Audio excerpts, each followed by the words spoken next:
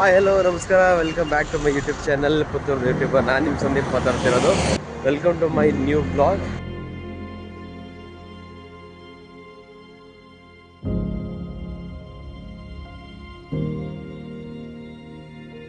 ಡೈರೆಕ್ಟಾಗಿ ಸುಬ್ರಹ್ಮಣ್ಯಕ್ಕೆ ಬಂದು ರೀಚ್ ಆಗಿದ್ದೀನಿ. ಬೆಳಿಗ್ಗೆ ಭಾವನ ಮನೆಯಲ್ಲಿ ನಾಳೆ ಸತ್ಯನಾರಾಯಣ ಪೂಜೆ ಇದೆ. ಇವತ್ತು ಶನಿವಾರ, ಸೊ ಹೆಂಗೂ ಇದೇ ರೂಟಲ್ಲಿ ನಾನು ಹೋಗ್ಬೇಕು ಮನೆಗೆ. ಸೊ ಸುಬ್ರಹ್ಮಣ್ಯದಲ್ಲಿ ಡೈರೆಕ್ಟಾಗಿ ಇಲ್ಲೇ ಟಿಕೆಟ್ ಮಾಡಿ ಇಲ್ಲೇ ಹೇಳ್ಕೊಂಡೆ. ಇಲ್ಲಿ ಇವತ್ತು ಸ್ನಾನ ಮುಗಿಸ್ಕೊಂಡು ದೇವಸ್ಥಾನಕ್ಕೆ ಹೋಗಿ ದೇವ್ರ ದರ್ಶನ ಮಾಡ್ಕೊಂಡು ಒಂದು ಪೂಜೆ ಮಾಡಿಸ್ಬೇಕು. ಅದು ಮುಗಿಸ್ಕೊಂಡು ಮನೆಗೆ ಹೋಗ್ತೀನಿ.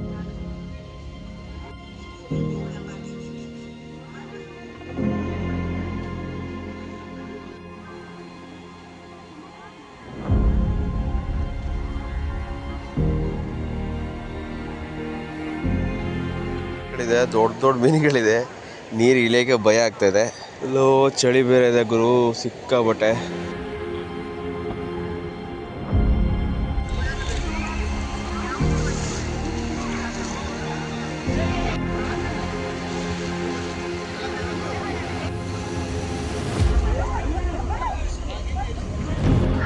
ಸ್ನಾನ ಮುಗಿಸ್ಕೊಂಡ್ಬಂದೆ. ಪ್ಯಾಂಟು, ಒಂದು ಲುಂಗಿ, ಒಂದು ಟವೆಲ್ ತೊಗೊಂಬಟ್ಟೆ ಸ್ನಾನ ಮಾಡೋಕ್ಕೆ ಅಂತ. ಯಾಕೆಂದರೆ ನನ್ನ ಹತ್ರ ಸ್ನಾನ ಮಾಡೋಕ್ಕೆ ಬೇರೆ ಇರಲಿಲ್ಲ, ಹೊಸದೇ ತಗೊಂಡೆ. ಸೊ ಸ್ನಾನ ಮುಗಿಸ್ಕೊಂಡು ನಾನು ಈಗ ಇಲ್ಲಿಂದ ದೇವಸ್ಥಾನಕ್ಕೆ ಹೋಗ್ತೀನಿ. ಗೆಟಪ್ ಈಸ್ ಲುಂಗಿ ರೈಟ್ ನಾವು. ಸೊ ಲುಂಗಿ ಮತ್ತು ಟಿ ಶರ್ಟಲ್ಲೇ ಹೋಗ್ತೀನಿ. ಟಿ ಶರ್ಟ್ ಹೆಂಗೂ ರಿಮೂವ್ ಮಾಡ್ತೀನಿ ಒಳಗಡೆ ಹೋಗೋತ್ತಿಗೆ. ಬ್ಯಾಗ್ನ ಲಗೇಜ್ ಕೌಂಟ್ರಲ್ಲಿ ಇಟ್ಬಿಟ್ಟು ಹೋಗೋಣ. ಬನ್ನಿ, ಇಲ್ಲಿಂದ ನಡ್ಕೊಂಡೇ ಹೋಗೋಣ.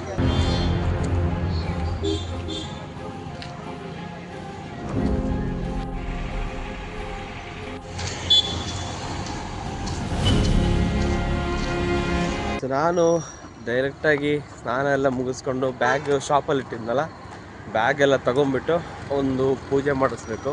ಅದಾದಮೇಲೆ ಸ್ವಲ್ಪ ಹೊತ್ತಲ್ಲಿ ಕೂತು, ಗೊತ್ತಿಲ್ಲ ಇವಾಗ ಆ ಪೂಜೆ ಬೆಳಗ್ಗೆನೇ ಮಾಡಿಸ್ತಾರಾ ಇಲ್ಲ ವೆಯ್ಟ್ ಮಾಡಬೇಕೇನು ಅಂತ. ವೆಯ್ಟ್ ಮಾಡಬೇಕಾದ್ರೆ ವೆಯ್ಟ್ ಮಾಡಿನೇ ಹೋಗ್ತೀನಿ. ಬೆಳಗ್ಗೆ ಮಾಡಿಸ್ಕೊಂಡ್ರೆ ಇನ್ನೂ ಈಸಿ.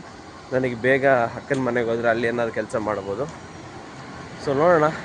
ಸ್ನಾನ ಅಂತೂ ಆಯಿತು. ಸಿಕ್ಕಾಬಟ್ಟೆ ತಣ್ಣೀರು, ಅಂದರೆ ಒಳ್ಳೆ ನೀರು. ಸಿಕ್ಕಾಬಟ್ಟೆ ಚಳಿ ಇತ್ತು. ಆದರೆ ಒಂದು ಸಲ ಇಳಿಯೋ ತನಕ ಅಷ್ಟೇ ಚಳಿ. ಇಳಿದ್ಮೇಲೆ ಯಾವ ಚಳಿನೂ ಇಲ್ಲ. ಯಾಕೆಂದರೆ ಹರಿಯ ನೀರಾಗಿದ್ದರಿಂದ ಮೈ ಬಿಸಿ ಆಗುತ್ತೆ, ನೀರೂ ಬಿಸಿ ಇರುತ್ತೆ. ಆಮೇಲೆ ಇಲ್ಲಿಂದ ಅಲ್ಲಿಗೆ ಹತ್ರ 1.5 2 ಕಿಲೋಮೀಟ್ರ್ ಇದೆ. ನದಿಯಿಂದ ಅಲ್ಲಿಗೆ 1-1.5 ಕಿಲೋಮೀಟ್ರ್ ಇರುತ್ತೆ. ಆಟೋ 50 ರೂಪಾಯಿ ತಗೊಳ್ತಾರೆ. ನಾನು ಹೆಂಗೂ ವಾಕಿಂಗ್ ಎಲ್ಲ ಮಾಡ್ತೀನಿ ಅಲ್ವ ಡೈಲಿ. ಸೊ ಹಂಗಾಗಿ ವಾಕಿಂಗೇ ಮಾಡೋಣ, ಹೆಂಗೆ ವಾಕ್ ಆಗೋದು, ಬೆಳಿಗ್ಗೆ ಒಂದು ವಾಕ್ ಆದಂಗೆ ಆಗುತ್ತೆ ಅಂದ್ಬಿಟ್ಟು ಸೊ ವಾಕಿಂಗ್ ಮಾಡಿಕೊಂಡೇ ಹೋಗ್ತಾಯಿದ್ದೀನಿ ದೇವಸ್ಥಾನಕ್ಕೆ. ಆಮೇಲೆ ಸ್ನಾನ ಆದಮೇಲೆ ಟೀ ಕಾಫಿ ಏನು ಕುಡಿಯೋಲ್ಲ. ಅವ್ರು ಮಾಡೋದು ನೋಡ್ರೆ ಕುಡಿಬೇಕು ಅನ್ನಿಸ್ತು. ಬಟ್ ಆದರೆ ದೇವಸ್ಥಾನಕ್ಕೆ ಹೋಗಿನೇ ಕುಡಿತೀನಿ ನಾನು. ದೇವಸ್ಥಾನಕ್ಕೆಲ್ಲ ಆಗಿ ದರ್ಶನ ಎಲ್ಲ ಮುಗಿಸ್ಕೊಂಡು ಅದಾದಮೇಲೆ ಬ್ರೇಕ್ಫಾಸ್ಟು, ಕಾಫಿ, ತಿಂಡಿ ಏನಾದರೂ ಕುಡಿತೀನಿ. ಕುಕ್ಕೆ ದೇವಸ್ಥಾನಕ್ಕೆ ಯಾರೇ ಬಂದ್ರೂ ನದಿಯಲ್ಲಿ ಸ್ನಾನ ಮಾಡೋವಾಗ ಅಲ್ಲಿ ಸೋಪ್ ಯೂಸ್ ಮಾಡಿಬಿಡಿ, ಶ್ಯಾಂಪು ಯೂಸ್ ಮಾಡಿಬಿಡಿ. ಅದಾದಮೇಲೆ ಬ್ರಷ್ ಮಾಡಿ ಉಗುಳೋದು ಎಲ್ಲ ಮಾಡಿಬಿಡಿ. ಯಾಕೆಂದರೆ ಅಲ್ಲಿ ಮೈಕಲ್ಲಿ ಹೇಳ್ತಾನೆ ಇರ್ತಾರೆ, ಅಲ್ಲಿ ಬೋರ್ಡ್ನ ಹಾಕಿದ್ದಾರೆ. ಆದರೂ ತುಂಬ ಜನ ಅದನ್ನೇ ಮಾಡ್ತಾರೆ. ಯಾಕೆಂದರೆ ನೀವು ಬ್ರಷ್ ಮಾಡಿ ಅದೇ ನೀರಿಗೆ ಉಗುಳ್ತೀರಾ, ನೀವು ಸ್ನಾನ ಮಾಡ್ತೀರಾ, ಇನ್ನೊಬ್ಬರು ಸ್ನಾನ ಮಾಡ್ತಾರೆ, ಶ್ಯಾಂಪು ಹಾಕ್ತೀರಾ, ಸೋಪ್ ಹಾಕ್ತೀರಾ. ಸೊ ನೀರನ್ನ ಗಲೀಜು ಮಾಡಿಬಿಡಿ ದಯವಿಟ್ಟು. ಅದಕ್ಕೆ ಅಂತಲೇ ಅಲ್ಲಿ ಬೇರೆ ಬಾತ್ರೂಮ್ ವ್ಯವಸ್ಥೆಗಳೇ ಇದೆ. ಸೊ ನೀವು ಬ್ರಷ್ಷು ಅದು ಮಾಡ್ಕೊಂಡಾದರೆ ಅಲ್ಲಿ ಮಾಡ್ಕೊಳ್ಳಿ. ನದಿಗಿಳಿದ್ರೆ ಬರೀ ಸ್ನಾನ ಮಾಡೋಕ್ಕಾದ್ರೆ ಮಾತ್ರ ನದಿಗಿಳ್ಕೊಂಡು ಹೋಗಿ ಅಂತ ಹೇಳೋಕ್ಕೆ ಇಷ್ಟಪಡ್ತೀನಿ. ಯಾಕೆಂದರೆ ನಮ್ಮೂರು ದೇವಸ್ಥಾನ, ನಾವು ಇದ್ರ ಬಗ್ಗೆ ಮಾತಾಡಿಲ್ಲ ಅಂದರೆ ಇನ್ಯಾರೂ ಮಾತಾಡೋಲ್ಲ. ಬರೋರ್ಗೂ ನಾವೇ ಹೇಳಬೇಕು. ಈ ವಿಡಿಯೋ ನೋಡೋರು ದಯವಿಟ್ಟು ಯಾರ್ಯಾರು ಬರ್ತೀರಾ ಆದಷ್ಟು ದೇವಸ್ಥಾನ ಸುತ್ತಮುತ್ತ ಮತ್ತು ನದಿನ ಶುದ್ಧವಾಗಿದ್ದಷ್ಟು ನಮಗೆ ಒಳ್ಳೆಯದು. ನದಿಯಿಂದ ಹಿಂಗೆ ಬಂದರೆ ಇಲ್ಲಿ ನೋಡಿ, ಇಲ್ಲೊಂದು ದೇವಸ್ಥಾನ ಇದೆ. ಇದು ಚೆನ್ನಾಗಿದೆ, ತುಂಬ ಹಳೆಯ ದೇವಸ್ಥಾನ ಅನಿಸುತ್ತೆ. ನಾನು ಹೋಗಿಲ್ಲ, ಬಟ್ ತುಂಬ ಹಳೆ ದೇವಸ್ಥಾನ ಅದು.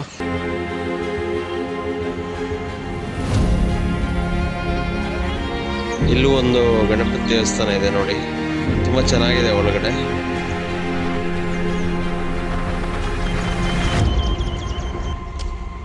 ಆಮೇಲೆ ಇಲ್ಲೊಂದು ಸುರಂಗ ಇತ್ತು, ಅದರದ್ದು ಒಂದು ಇತಿಹಾಸದ್ದು ಇಲ್ಲಿದೆ.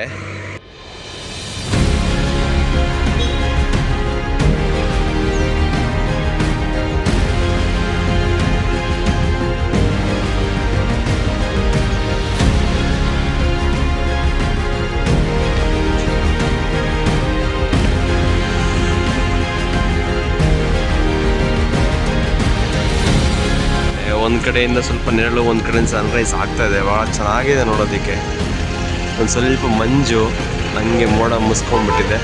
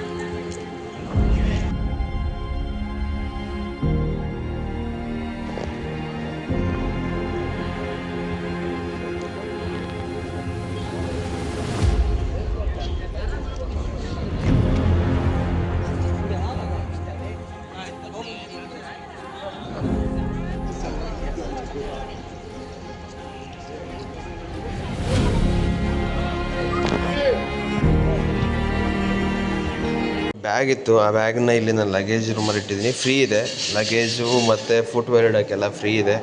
ರೋಡಲ್ಲಿ ಬಿಡಬೇಡಿ ಫುಟ್ವೇರ್ಸ್ನ. ನೆಕ್ಸ್ಟ್ ಇವಾಗ ಪೂಜೆ ಚೀಟಿ ಮಾಡಿಸೋಣ.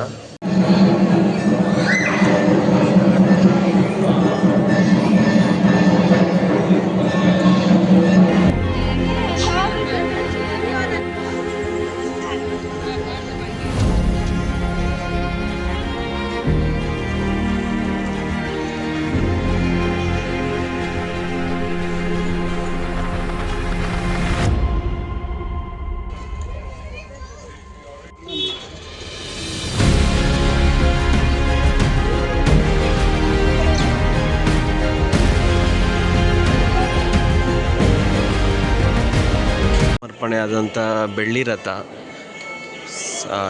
2 ಕೋಟಿ ಹತ್ರ ಖರ್ಚಾಗಿದೆ ಅದಕ್ಕೆ. ಆ್ಯಕ್ಚುಲಿ ಹೆಂಗಿದೆ ನೋಡಿ.